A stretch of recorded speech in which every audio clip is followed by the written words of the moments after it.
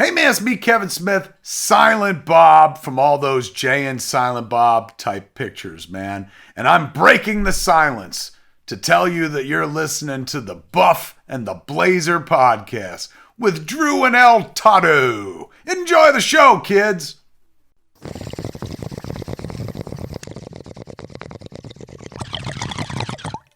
Hey, Toddo. What's going on? We got a podcast, The Buff and the Blazer. If I was a listener, where would I go to find more? You can check us out on our website, thebuffandtheblazer.com. Drew over there writes a article that goes along with every single episode. You can find all kinds of little extras on the articles, and you can listen to the podcast right there. Also, you can subscribe wherever you get your podcasts. And, of course, we're on Twitter at Buff and Blazer. Follow us there. Get those clicks, people. The Buff and the Blazer.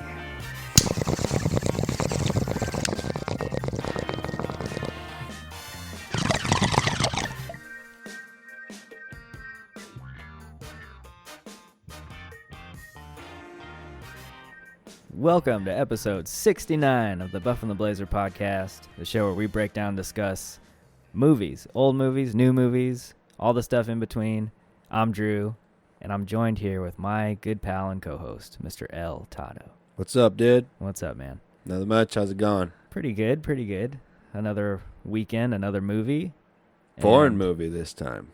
Yeah, we got to give a shout out to our foreign audience here. This is, we're discussing Pinocchio. This is a 2019 film. It was released at the tail end. It got a little bit of Oscar buzz. It was nominated for some design awards, and this was probably one of the most beautiful films that no one's heard about. And I was reading articles that, like, this movie popped up during the Oscars, and everyone was like, there's a Pinocchio movie? Right? So no one knew about it. I think we found out about it when we were doing our little Oscar shit talk session a few episodes back. Well, I had heard about this film only because it's weird how these, like, stories tend to come in bunches. So this is, like, an Italian version. Well, I mean, it is Italian, the Pinocchio story. Original novel. So they had this film coming out, and I think Guillermo del Toro, if I'm not mistaken, is working on one too. I could be wrong about that, but it's another, like, version of the film, and I think it's going to be a Disney live action, if I'm not mistaken. So not as dark? I don't think so, maybe. Not as dark as this one. But, yeah, so this film is directed by Matteo Garrone, and this is going to be a fun show for names.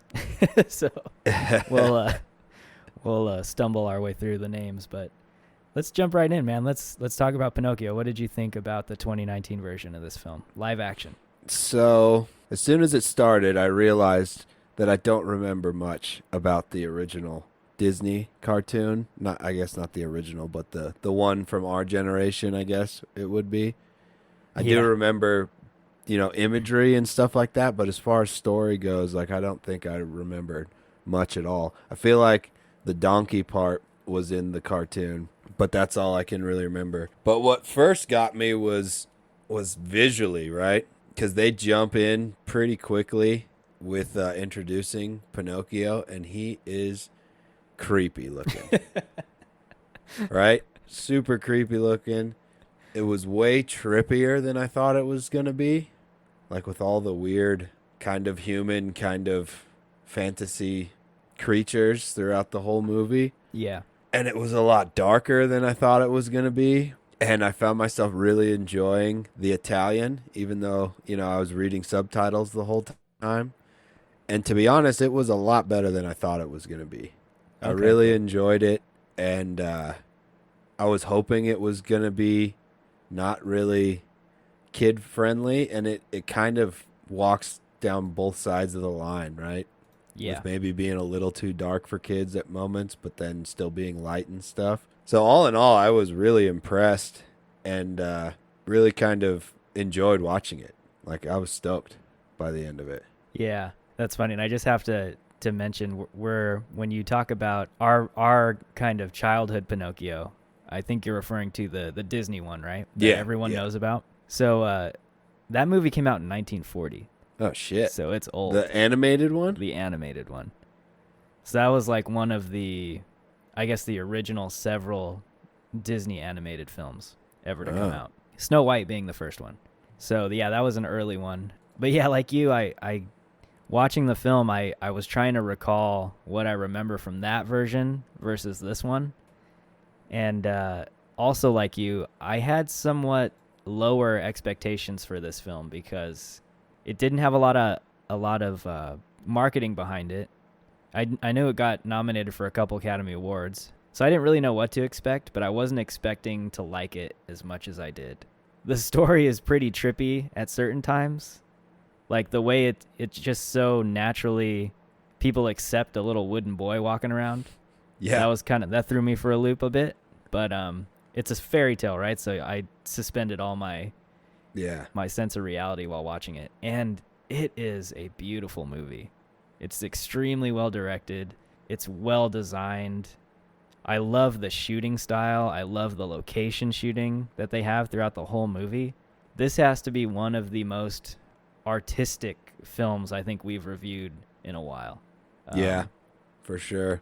It's definitely, when you think of film and cinema as an art form, these are the kind of movies that pop into my mind. Like, you can just watch it and sit back and go, wow, that looks really, really good.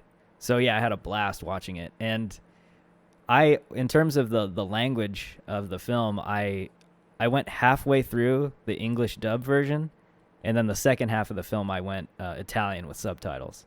And I thought both did a decent job. I like the Italian, though. I just like the way it sounds. So even if I had to read... It just flows so nice, you know? It just There's so sounds much really rhythm to it. Yeah, I love it. And then I love hearing all the names of the characters being pronounced, like, you know, in Italian, too.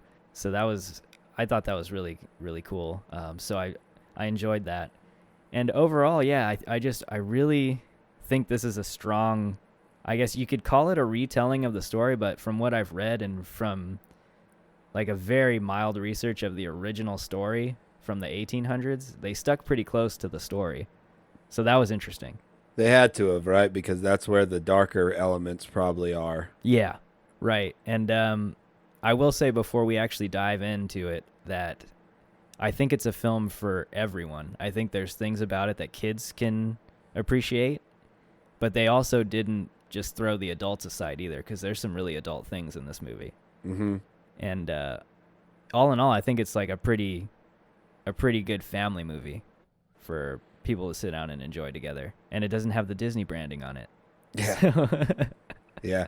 That's another thing, too. Doesn't have that baggage. So as far as spoilers go, I just say we get into it because this is a story that's been told a whole bunch of times. Yeah, I'd say people are generally familiar with it, so we can go into spoilers. Okay. And a lot of this stuff, too, is in the animated version, from what I can remember, like some of the big sequences. So, yeah, it's fine. We can jump right in. Cool. So let's talk a little bit about... I guess we could talk about the setting and the time, because I had a question about that. Oh. So I think the film has a very distinct design language, and I think it seems almost period to me. Do you see it being a film set in a particular period or time, or is it just design that they chose, you think? So I think the movie has the feel of being the tail end of pre-industrial Europe to me. Right? And that's what the little wiki page says about the original novel. That it was written during the beginnings of industrialization. Yeah. So that's what it had a feel like to me a bit. It didn't feel Middle Age or medieval, you know? It's definitely later than that. Yeah. And I got kind of like late 1700s, early 1800s kind of vibe. Yeah. And it really highlights poverty quite a bit. So that's kind of where I got that. Yeah. But, I do think it was probably intended to be somewhat close to the time period whatever time period the original depicts. Right. Whether the original is talking about maybe a century before when it was written or not, I'm not really sure. But okay. Yeah. And then, so you're sitting down watching the film, and you can't really recall a whole lot from that animated version that we all watched as kids. Yeah. As far as story and plot, I can't remember shit. Okay, all right. I remember scenes. Gotcha. Okay, so I think the film, it covers a few big sequences from the animated film, if I remember correctly. So you have all I really remember, and I can't think of the last time I saw the animated movie, but Pinocchio gets into a lot of trouble, like mischief after mischief after mischief, and this film is much like that too. So you do meet like two key characters, which are the fox and the cat, and those two characters were also in the animated version. In this one, they're kind of more human, but I liked how they did that. Some characters are like completely animalistic with human features, but then others are more like on the side of humans with like pointy ears and a little bit more facial hair and stuff. I thought that was a cool, interesting design choice. So those two characters are in here, and Pinocchio is like, he's on his, what you expect, his like shenanigans. He's into all this mischief just because he's almost curious just about all this stuff. Well, it's all new to him, right? Yeah, all new. And he kind of goes on this adventure, like exploring. And I think we mentioned before we started recording that it's like loosely based off of the Odyssey in some ways. Yeah, like that's the what novel. the wiki says. The Okay. wiki page. And you can totally see that. He goes on this journey, the little wooden character, and at the end he gets reunited with his papa and becomes a real boy. And that's like your sort of, I guess, classic Pinocchio story arc. And I know like the whale scene in the live action movie. Well, in the cartoon it's a whale. I think here it's like a shark, but they get swallowed up. Yeah. That's like one of the big sequences in the cartoon. Isn't that like a biblical story too? Yeah, Noah. Or And then Jonah you have and the whale or something. Yep. And then I do remember the whole donkey like fantasy island with all the kids that get turned into donkeys.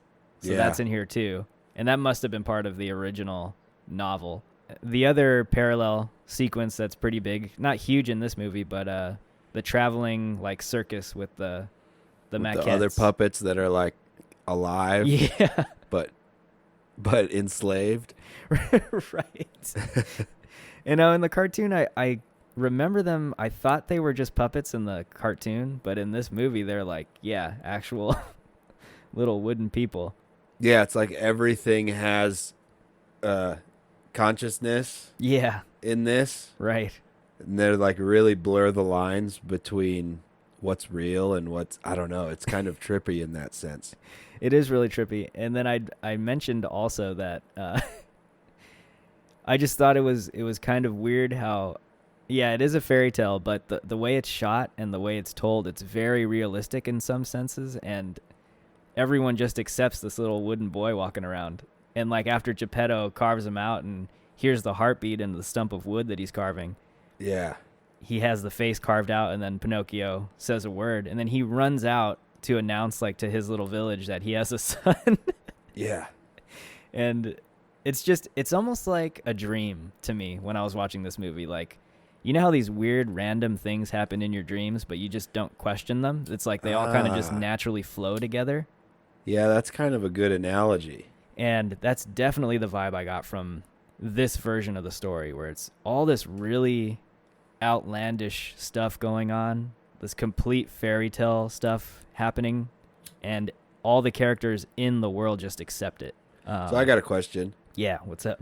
On Gepetto's motivations as far as the storyline goes. Yeah. Initially, when he builds the puppet, it's just because he thinks he can sell it to the other. Yeah. Or to the traveling puppet circus, right? Right, or he gets inspired because he's a woodmaker, I think. Yeah, he's a carpenter, And crafter. Yeah, and he sees these maquettes. I think that's what they're called, right? I don't know. I can't remember. The puppets with strings, and he's like inspired to make one because he thinks they're like gorgeous. See, I kind of thought he would make one just because he's trying to make some money, period. Like the whole opening of the movie, he goes into that, Yeah. tavern or whatever, and he's like, oh, this table's crooked. Let me fix it. This door doesn't work. Let me fix it kind of shit, Yeah. Well, either way, it's interesting because they don't even mention or convey the sense that he is longing to have his own son. Exactly. That's what I'm getting at. Like, Yeah. and the second the heartbeat stuff comes in, it's like his whole motivation changes. Right. It's like Pinocchio just ends up coming about, and he's all about him, and he wants to be this father. So yeah, that is an interesting point. I don't. That could have been maybe stronger in the writing if he was like, if that was a key motivation to the character that he longed for a son or whatnot. And I also felt like it got there really quickly. Yeah. Like it got into the meat of Pinocchio really quickly. I almost feel like the cartoon, it's a little more drawn out. Yeah, right? But I can't remember. That's what it seemed like to me too. But the story definitely gets rolling pretty quickly. And then he's off on his way.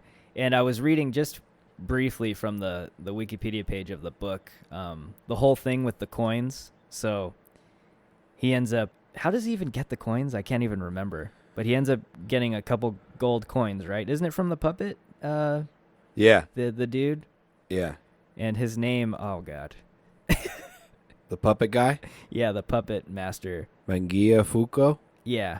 He looks awesome on screen. Gigi Proietti? Well, anyways, that's the actor's name. And so I think he gives him the gold coins. Yeah, That's because when- Pinocchio impresses him with his bravery Right. and his, what would that be, like altruism? Yeah, yeah. So he essentially lets him go, and he's like, go back home to your pops and give him these gold coins and, be a good kid. And that's when he meets the fox and the cat. And I don't remember that from the original story. Okay. I don't remember that being the reason he encounters the fox and cat. But anyways, that's a huge part of this movie. And then they end up telling him the story about this magic place where he can bury the coins and it'll sprout a tree that grows gold coins and they'll all be rich. And I guess that was like another key part of the book, like I mentioned. So little things like that I thought were cool to see because I'm not familiar with that story. Yeah. And apparently they were saying, I think after the Bible, this is like the most widely distributed Italian book ever, Oh, damn. Pinocchio. Yeah. So it's definitely like a classic for sure. So a thing about the fox and the cat as far as the story goes. Yeah.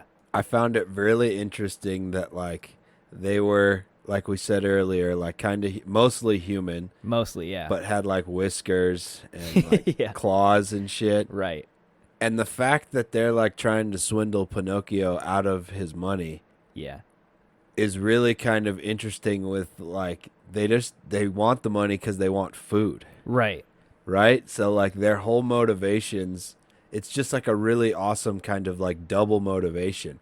Like they Yeah. have the animal kind of motivations where they just want food, they just want a little nibble, you know? Yeah. And they have the human side, the greed side, that they Yeah. want his money, but they want the money so they can eat. It was just, I thought that was like really kind of a complex Well, and element of the story, and it goes into like this, animal and yeah. human world crossover thing. Well, and here's the other thing too. This goes back to what you mentioned about poverty. This, wherever they are in this part of Italy, it seems very impoverished. Yeah. And everyone just seems to be kind of scrapping around for, food just to get by. And so these two characters, they fit right into that whole thing, I think. And I think that's one of the reasons I really like this movie, because it's set in the place where the book takes place. It's very much Italian, and I liked they shot it all over Italy. So I love that. They kind of gave it this like authentic quality to it. And while it is that fairy tale, it grounded it quite a bit too, in that sense to me. So I thought that was really interesting. It's not just there's a lot of subtext in between the fairy tale stuff. Yeah. And I thought that was really interesting. Let me ask you about, so we go on this journey, we get to the end of the story, right? What did you think about how they ended it? With So the very end or like the last feat? That I'm talking about the Pinocchio very does? end, right before they cut to credit. Like, Oh, so we all know that he becomes a real boy. yeah. And in this version of the film, or this version of the story, they just cut. It's like he becomes a real boy, and then it's the end. Yeah, so the cartoon, is there like antics as a real boy, or does it end that way as well? I think it ends that way I can't as well. remember. But they spend a little bit of time there, like very briefly from what I can remember. Like, Yeah, because a here little there's bit like of none. Yeah, there's like a celebratory thing. But yeah, here it just kind of cuts. It's like he becomes a real boy, and then boom, fade to credit. I thought that was an interesting choice. And I thought like even the beginning in that same respect, it was just like opening beautiful scene and boom, Pinocchio. Like Yeah. it was so right into it so quickly. And Yeah. then it ended so quickly. It was just like really tight, I guess. Yeah. Like he didn't feel the need to put anything in there that was filler. Yeah. Does that make sense? Right. Right. Yeah, it is very lean. It's like I think it's a 2 hours well spent. Yeah. So yeah, that's good. And then before we move on, I did want to ask you, was there any scene or story beat in this movie that you kind of that you identified with, or that you at least appreciated? I don't know if I identified with, but there were a few scenes that I liked that they were in there. Okay. And one is the pretty dark, and I'll just spoiler alert, the hanging, Pinocchio hanging from the tree after Fox and Cat try and kill him. Yeah. I mean, that was super heavy. Yeah, so that's in the book too. Okay, there's probably like a drawing of that, right? Yeah, there is. That's because it had that total feel. So Yeah.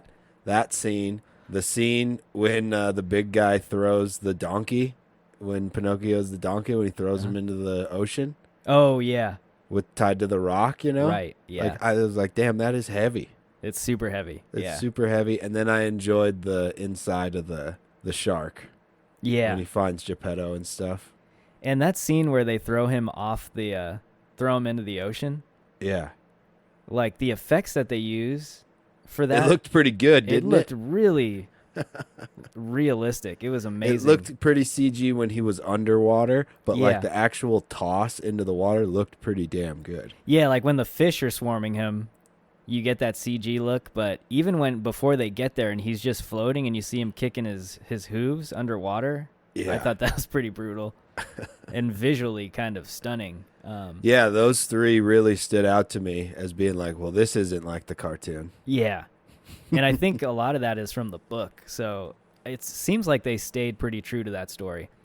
For me, I think the scene that got me was when he's the donkey and he's in the circus and he's like jumping through the ring of fire, Yeah. and then he just falls over and he's just kind of out of it. He's over it. And then you look up and the fairy's looking down on him and she's just like shedding a tear. I was like, man, that's pretty, that's a bummer.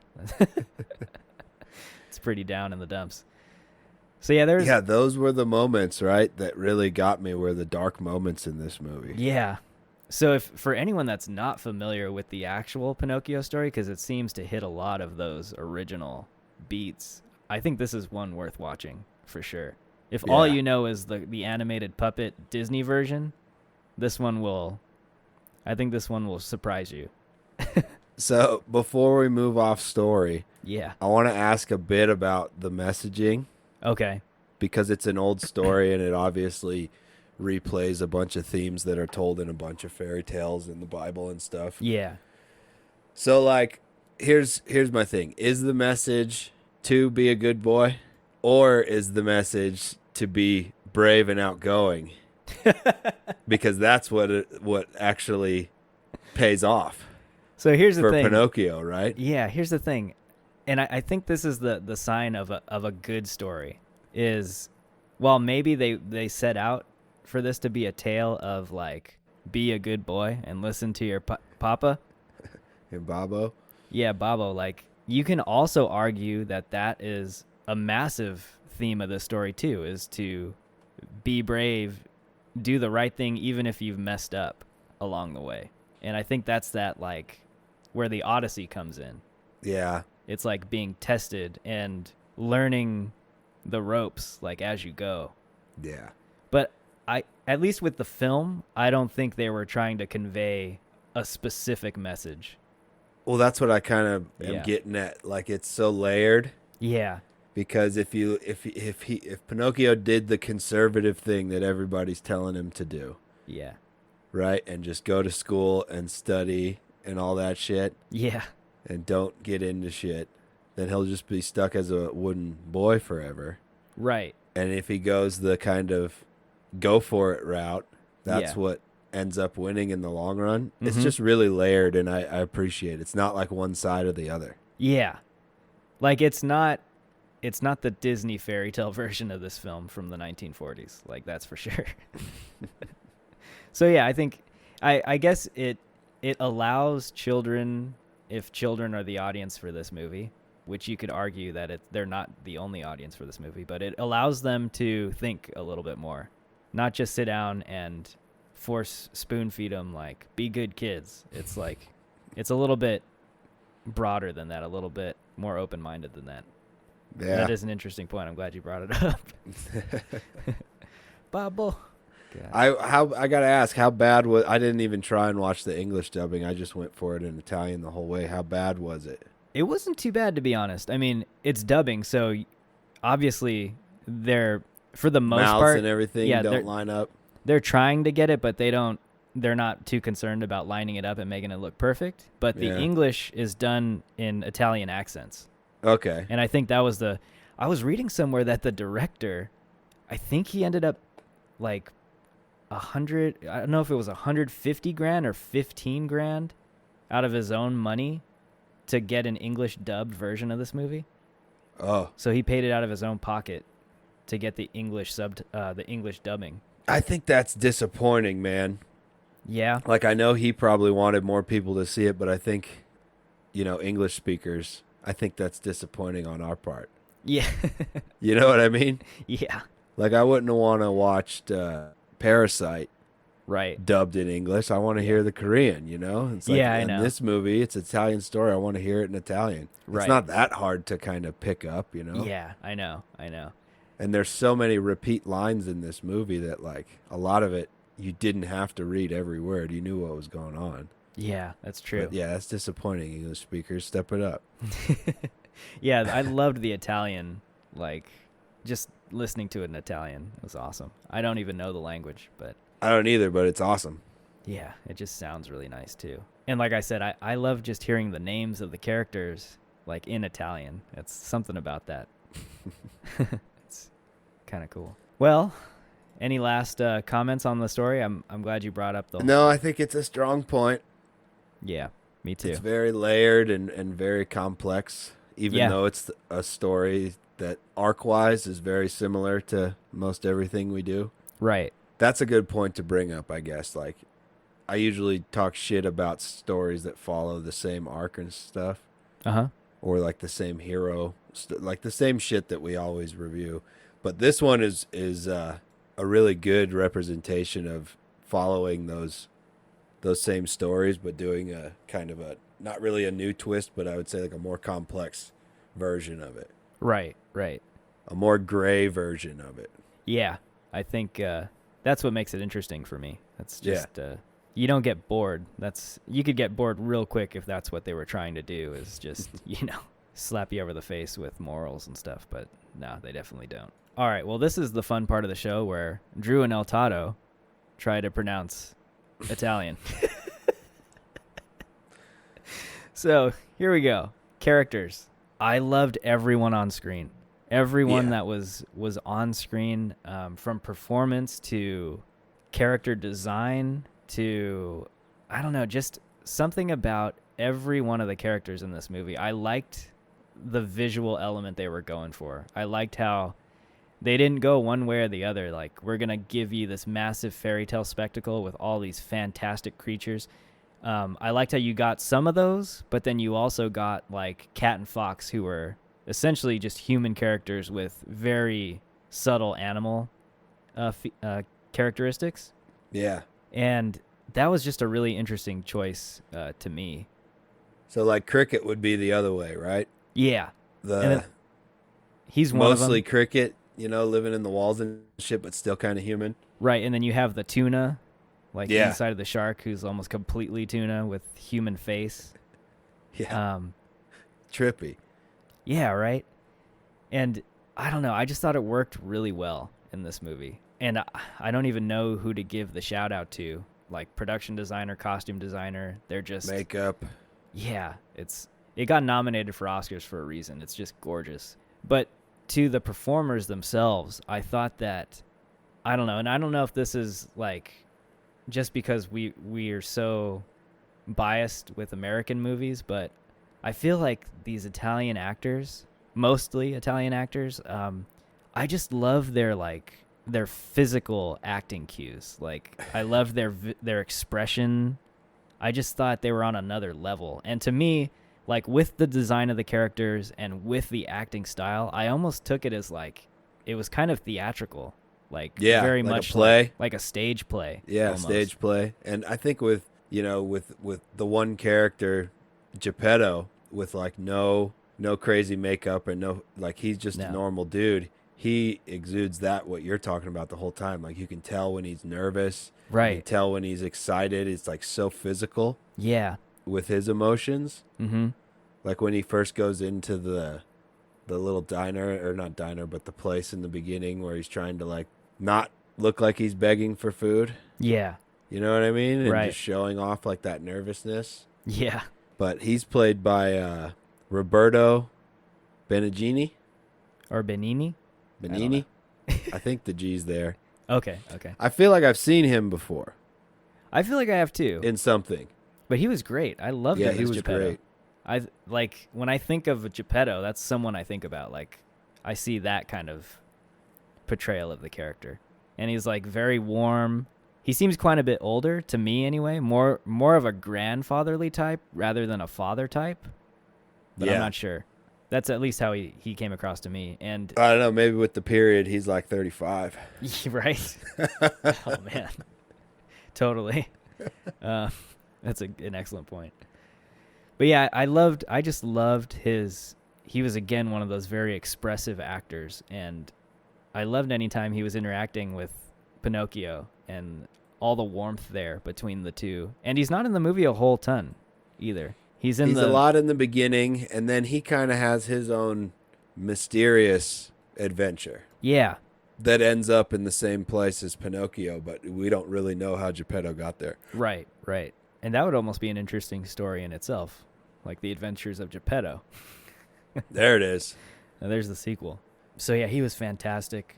Let's before we go into any of the other characters, what did you think of at least they have 2 credits for Pinocchio.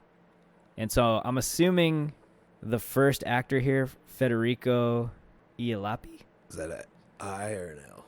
An I. But yeah. So I'm assuming he plays the wooden version of the character because there's prosthetic makeup. What did you think? Did you buy it? Were you connected?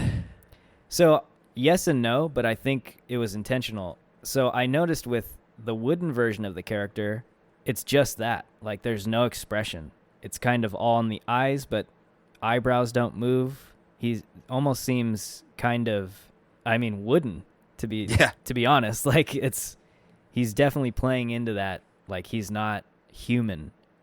And I thought it's probably intentional, and I thought it worked really well. So I got a question. You think there's a boy there? Because obviously when he's running around and stuff, you can tell that's like real, right? Yeah. There's a real kid doing it. Mm-hmm. All the dialogue scenes I almost felt like are very real too. Like the kid had crazy makeup on. Yeah, and from what I know, that was all makeup. Okay. The only scene I think that didn't involve makeup is when his nose actually starts growing. Yeah. So that was CG, but in terms of his face and the normal size nose that he has throughout most of the film, that was all just prosthetic. That's cool. That's really cool, right? Yeah, it's a really good job. And so kind of freaky. Yeah.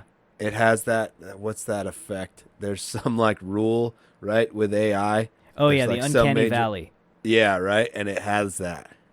Yeah, a little bit of that. Because you're like, oh, he is a real boy. Right. Acting, so you get that empathy. Yeah. And from what I understand, so that actor also did the English dub of the character too. So he's able to do the English with the Italian accent. So I don't know. I thought he did a great job as Pinocchio. There was something kind of distant with the way that he interacted with people around him and situations, because you don't really get expression with that kind of prosthetic. And I think that's all very much intentional.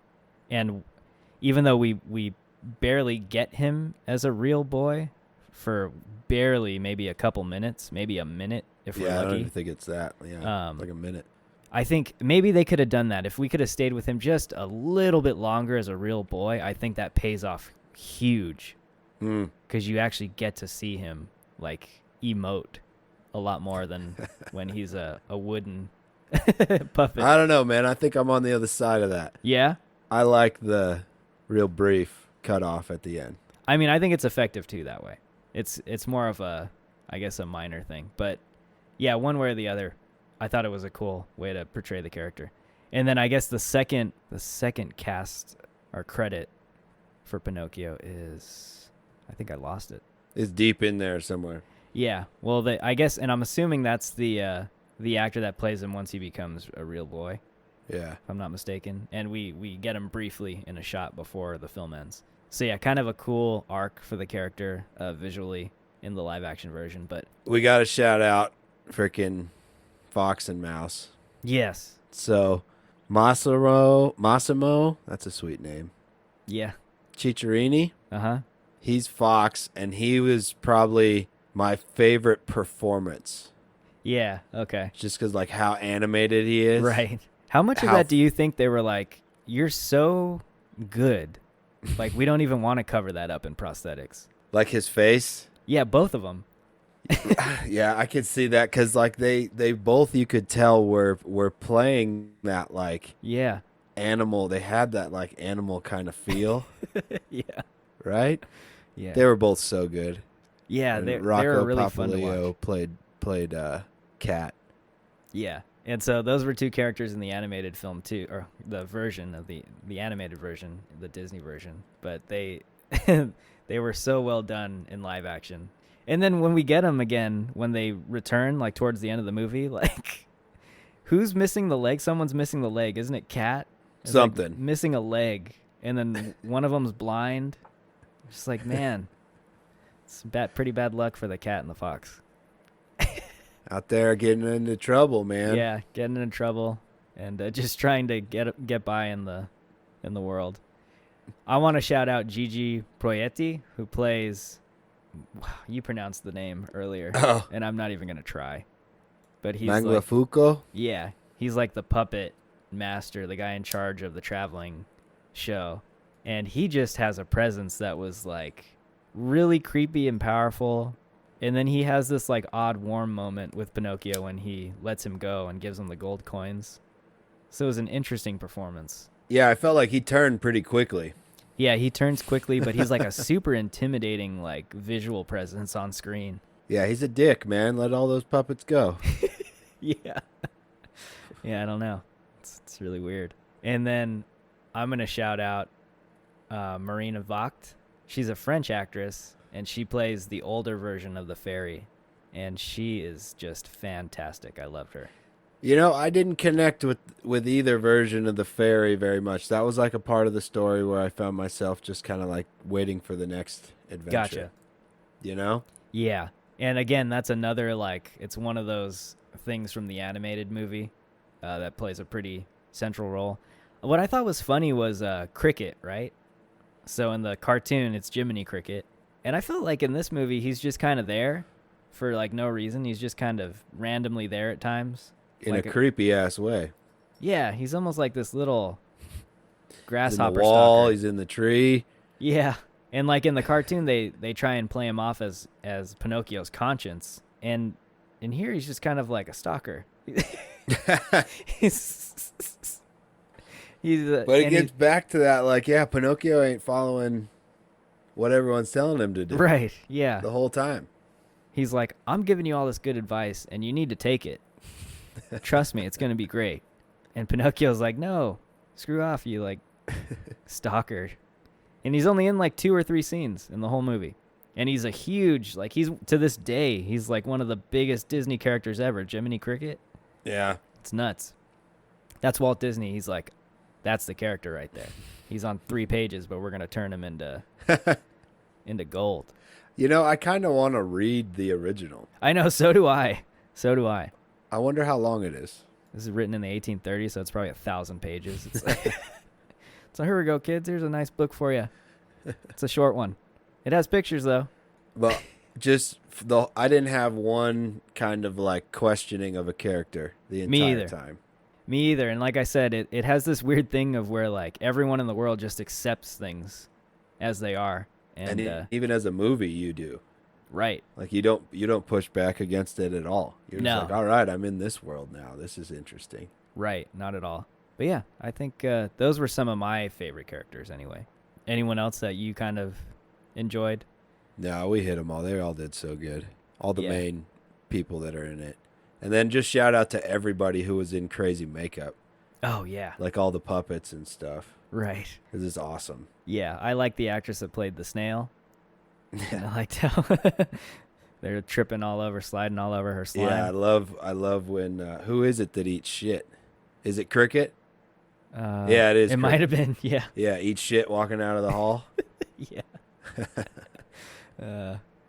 Yeah, good times. But yeah, fantastic performances top to bottom. And there's a lot. This cast list is pretty big, so it's weren't able to shout out everybody, but we saw you. And it would take us 3 years to try and pronounce all these names. Totally, and you don't want to hear us pronounce them anyway. So we'll quickly move into the next category, and this is what most of my article focused on because I ate every piece of this up, and it was visually everything about the movie. So the cinematography, set design, costume design, locations. This is one of the most beautiful films I think we've reviewed from my recent memory, like in terms of look.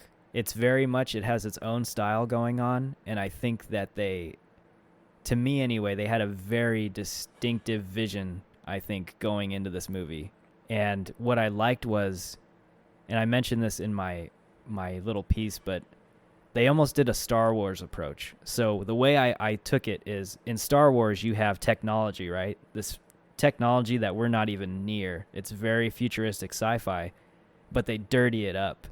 And it doesn't look clean and white like most of the stuff you think about with the future. It's dirty.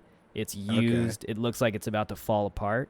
In this movie, you have two things going on. You have the impoverished side of things that looks very like Gepetto's home on the interior. It looks like things are in bad shape, but that also extends to some of the more like beautiful, like I guess you could say people of more money in this movie, like the mansion that they're hanging out in, or the villa where he meets the fairy. That's like all this gorgeous like French villa looking mansion stuff going on inside, furniture, but everything is like covered in cobwebs. It's dirty. It looks like really worn down. So I thought that was a really interesting visual choice. And you see that everywhere. Everything just looks, no matter how beautiful like the pieces or the piece of furniture or even the costume, it all looks like it's kind of dirty and old. What I really enjoyed was like sometimes in fairy tale movies, you can have like the real world and the fantasy world. Yeah. And they kind of are different realms. Mm-hmm. What I liked about this was like everything was blended together the whole movie. Yeah. Right? Like they're beautiful outdoor shots that are like at any moment can get totally trippy. Yeah. You know, and totally fantasy land. And it's just like a really good, it was like in between both worlds the whole time. Yeah. Does that make sense? Totally. And I think that goes to that whole thing I mentioned about this. Almost it's like a dream. It's like you're in this in-between dream world. And I think because they shot it in real locations throughout Italy, you get that quality naturally too. Like with some of the places, it looked like they were shooting in historic like landmarks almost. Like villages and shit? Yeah, like these stone buildings. Yeah, I was going to say some of my favorite shots were like him mobbing around those villages. Yeah, right? And it looks like they were probably abandoned, and then they just put stuff in them and kept that abandoned look to it and just made it part of the design language of the movie. And I really like that. It's really different. And it gets like more CG heavy when shit in the story and the plot line gets a lot heavier. Yeah. You know what I mean? Like towards the end of the movie with all the donkey stuff and the shark stuff. And yeah. It gets weirder and weirder. Uh-huh. I just thought that was a really cool flow. Right. Right? Like it started out pretty in the real world, but with Pinocchio, who makes it this weird kind of fantasy land. Yeah. And then Cricket comes in and it like progressively gets more into the fantasy land. I get you. But still maintains that real world feel the whole time. I don't know. I thought it was sweet. Yeah. And then I also got like very coastal Italian vibes too. Like there's a scene where he meets back up with the fairy when she's already an older character, and it's like they're in this fishing town or fishing village, and you had all this like stone architecture and stuff. It's just really cool. Yeah, to me it felt more like the England part once he was at the ocean. Oh, okay. When I've never been to Italy, but when I imagine the coastline of Italy, it seems like awesome and sunny. Yeah. And here it's Okay. kind of dark, but that's like Yeah. a theme thing, right? Gotcha. 'Cause Yeah. the movie's getting darker towards the end, so Right. I get it. But just every frame of this movie I thought was like gorgeous. It was done so well. And then it's like the whole part that takes place in that mansion, whatever that abandoned building was. And I also like that they don't even go into like why they're there or what it is. I just like Yeah. the fact that they were there. It was like that could have been like a Vanity Fair shoot, and they just rolled the camera while they were inside. It looked that good. And I don't know, it blew me away. Was there any particular shot or sequence that stood out to you that was like a favorite out of this film? If I had to pick a favorite, it would probably be the hanging scene. Okay. That one kind of like jolted me more, or I guess moved me more than any other single scene in the movie. Gotcha. Yeah, totally. And it's really just that initial shot, right? Right when they Right. cut to it, because they don't get that dark where they show him No. like stringing him up and shit, right? Right. But yeah, I guess it's pretty dark. But that one shot, I was just like, oh man, that's awesome. Yeah. It's That should be the poster. oh shit. Probably a lot of people probably wouldn't see it. Go if and watch that was the Pinocchio, rated poster. PG-13. What about you? Man, there were a bunch. I liked the whole interior of the like circus puppet show. I like the design of that, and I like the other thing that's really cool about this movie too that I enjoyed was just how rich everything is on the frame. Like the scene is just all kinds of stuff littered in the set. Like you could just, if you took time to look, there's a lot of set decorating, and I Yeah. love movies like that. And that interior sequence I really enjoyed for whatever reason. I just liked the way it looked, and I liked how crowded it was inside. And then I loved all the landscape shots. So anytime Yeah. you got to see Geppetto walking around like these old stone, like it looked like he was on a bridge or something, walking at some point. I really enjoyed the irrigation canal scene when they introduce Fox and Cat, Yeah. like the linear, like when they're in there fishing. Right. You know, right when I really liked that scene, and those like countryside shots all Yeah. throughout that section of the movie were beautiful. Yeah, it was really, really gorgeous. And then before we move on, we have to mention the effects in this movie. Yeah, Like the CG. I think for me it all worked. Even if there were points where it looked CG, I was okay with it because it's like a fairy tale. yeah, And so with a film like this, they're maybe not even trying to go like ultra realistic, like to make it look. no, then that's in like one way. the whole fantasy side of it kind of Right. gives you a little bit of a workaround Right, it works to their with the advantage. CG, right? Because you can do whatever you want, right? Right. Essentially. Yeah. And it's not so CG where like Pinocchio's shooting thunderbolts out of his hands or anything. Like an action movie where you get that crazy. I don't know. It's just like, it seems more middle of the road.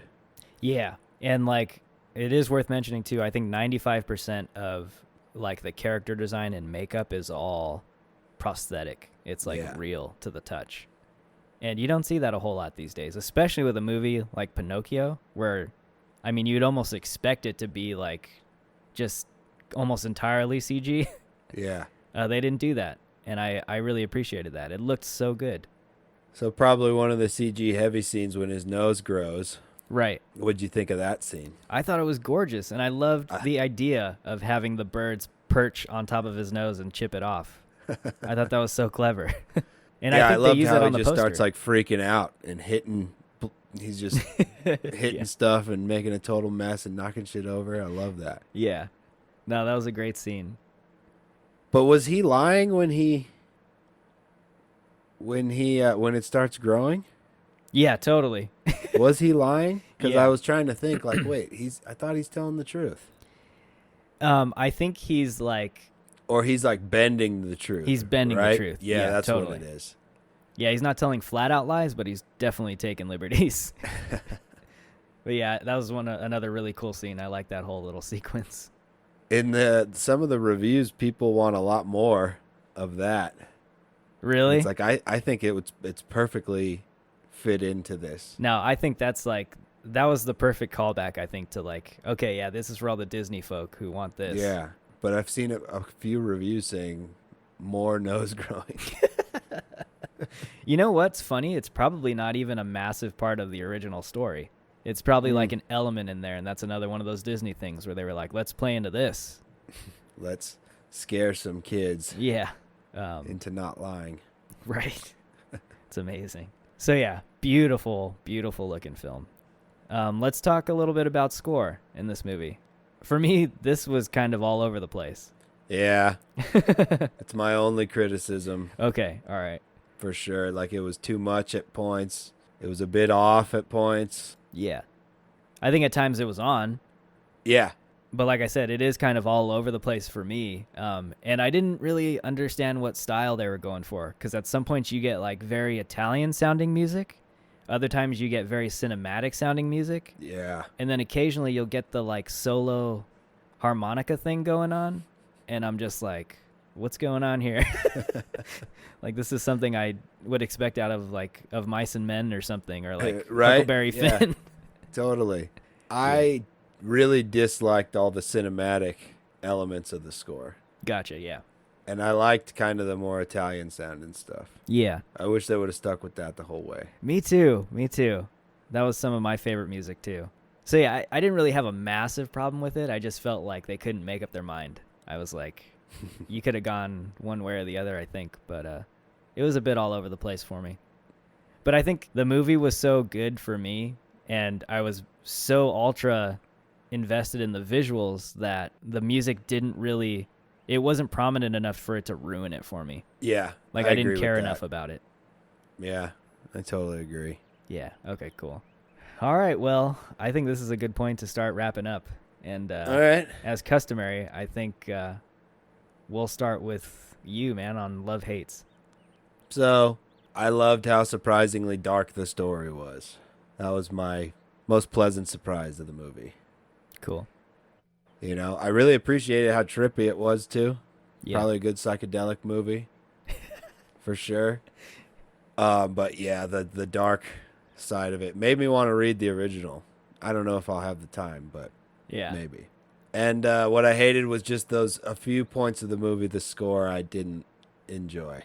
Gotcha. It didn't take me out, but it didn't help, Yeah. right? It didn't enhance at a few points where it was noticeable for me. Gotcha. And pretty much those cinematic over-dramatized moments. What about you? For me, my loves, obviously, for me, are all the visuals of this movie. And that's not to take anything away from all the other strong points with, like, characters and acting or anything like that, but I just feel like this was a visual work of art. This was a dude who had a vision that I think executed what he was going for. If this is what he was going for, it looks like something... Like, I wish I could print out this whole film and hang it up in an art gallery. Like, it's just so beautiful. And then with my hates, nothing really much to hate. The score was definitely a weaker point for me, too. But yeah, aside from that, I think this movie has a lot going for it. And this is kind of one of those, like, I'd almost call this a hidden gem of a movie. Because I know this is a movie a lot of people didn't see.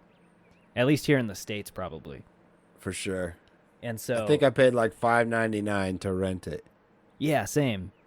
So it's available for purchase or rent. It's not streaming anywhere yet, but I think if they were able to get this movie out, I think a lot of people would have a bunch of stuff to appreciate from it. And I like how it doesn't lean one way or the other in terms of being completely for kids or completely for adults. There's like this nice sort of middle ground, I think, that people of any age could get out of it. And that's even with like this massive Disney juggernaut animated version of it. So I was just I was really surprised by it and really, really enjoyed it. Nice. Yeah. So I got one last question for you. All right. The Rotten Tomatoes scores are totally different. The audience didn't like it, and the critics do like it. So do you think that's because some people just wanted more of the Disney? It could have been, and maybe this is just my bias, but that's something I definitely would not want. Is I don't want that Disney story told in live action. I think they did that at some point in the 90s. They tried to do that.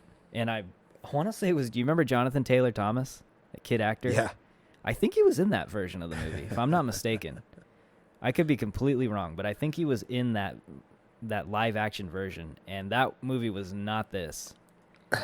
So at least for me, yeah, maybe that's what that is. Maybe that's people who've just become so familiar with a Disney version of that classic children's story that when they saw this, they were kind of thrown for a loop. Maybe I think that's why I enjoyed it way more. Yeah, because it wasn't, you know. And it only has 58 critical reviews, but it's at an 83%. So yeah, I could definitely see a lot of the critics liking a movie like this too. So yeah, that's really interesting. I don't know. It's funny how people take like the Disney versions, how they've become so ingrained into this like culture we live in, where it's like people accept them for the original versions. Yeah, and it's kind of weird. It's definitely not the case though. Not a Walt Disney thing by any means. So yeah. All right, you go first. Okay, so I'll go first. It gets a point for me for story, because I actually was really interested in the story because it's something I'm not familiar with, and I thought it, even though it was kind of outlandish and really kind of trippy at points, I thought it flowed well. Like I said, I related it to like a dream where you just roll with it. It all seems to blend well together. So yeah, it gets a point for story. It's going to get a definite point for characters and casting and acting. Everyone that was on screen I thought did spectacular and did a really great job.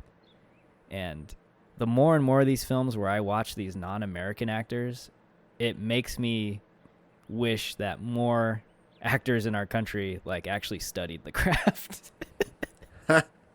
And we're not just like cast in films because they look really beautiful. Sometimes there's people that it just goes both ways. They like look really good and they have craft, but yeah, we need to step up our game here. Well, I think it's also like an artsy level thing, right? Yeah. This movie's a lot more artsy than most American movies. Right, and it's not like a summer blockbuster. It's not that kind of movie. So yeah. Good point. So it gets a point there for me. The look and cinematography and the artistry, that definitely gets a point for me. That's like the biggest point on this whole thing. I could give it 2 points. It's so beautiful. So it gets a point there. And I'm going to give half a point to score, because I feel like there were points there where it worked. And if they would have stuck with it, I think it would have been even better. So it had like the makings of good score at points of the movie, but not through the whole thing. So I'll give it a half there. And then I just really liked it. So yeah, I'm going to give it a 4.5. All right. 4.5 buckets of popcorn. So I'm pretty much in the same boat as you. I'm hesitant. So the characters, the acting, full bong load, the visual, the cinematography, everything, the CG, full bong load. Score, I'm going to give a half because I did enjoy some of it. And the feels, I'm going to give a full. The one thing I'm hesitant on is giving a full bong load for story. Okay. Because it's kind of like an amalgam. Yeah. Of a bunch of common themes, but I think it was like a really good way to hit a bunch of different, normal arcs, but tell it in a new way. Right. So I think I was even on the fence about giving it a half. Yeah. But yeah, I'm going to give it a full point on story because it told a story where like the themes and the arc I'm familiar with, but I was still kind of interested. So I'll give the credit. So yeah, I'm in the same, man. 4.5 bong loads. And then I guess the question of the day always should be, do we recommend this movie? For sure. Cool. Yeah. I think so. Yeah, I think, like you said earlier, everybody can get something out of it. Yeah.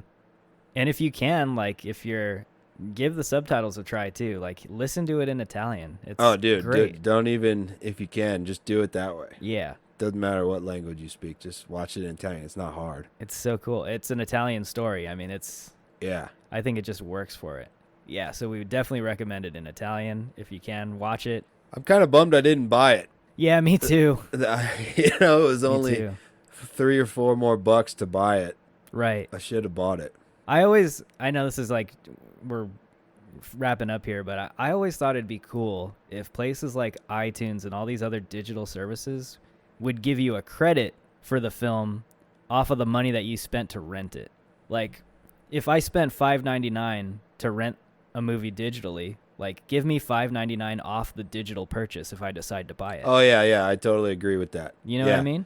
I was going to say they need to have an option once you finish the movie to say purchase for the additional $4. Right, exactly. Yeah, I get it, yeah. Like, I think more people would rent movies that way, too, because it's not just a waste. Yeah, because I've hit on some, and I bought that fucking tax collector movie. It's like I'm never watching that again. Yeah, I've definitely struck out a bunch of times too. I'm like, it's $7, I'll buy it, and it's like, man, I wish I could return it. Well, yeah, that's it. That was episode 69 of the Buff and the Blazer. We just broke down and kind of gushed a little bit about Pinocchio 2019, directed by Matteo Garrone. And Pinocchio. If you can watch this movie, it's great. Give it a go. Watch it with the kids too. It's fantastic, and we hope that more people can sit down and enjoy it, because you probably didn't even know it was out. So it's available anywhere you can rent or buy digital movies, as far as I know. So it's on iTunes. I don't know where you got it. Vudu. So yeah, it's on Vudu. I'm sure it's on a bunch of different platforms. So give it a try, and hopefully you got something out of our review of it, and it'll pique your interest, even though we spoiled all of it for you. But you know the story. It's all good. But one thing I found out, one last little nugget, Pinocchio means pine eyes. There you go. So Pino and Occhio, the two words together, pine eyes, which is cool. Pine eyes. So we know he's pine. He's not oak. Yeah, it's a nice little detail there. So layered, this movie. All right. Well, we hope everyone has a great week, and we will catch you on the next episode. Peace.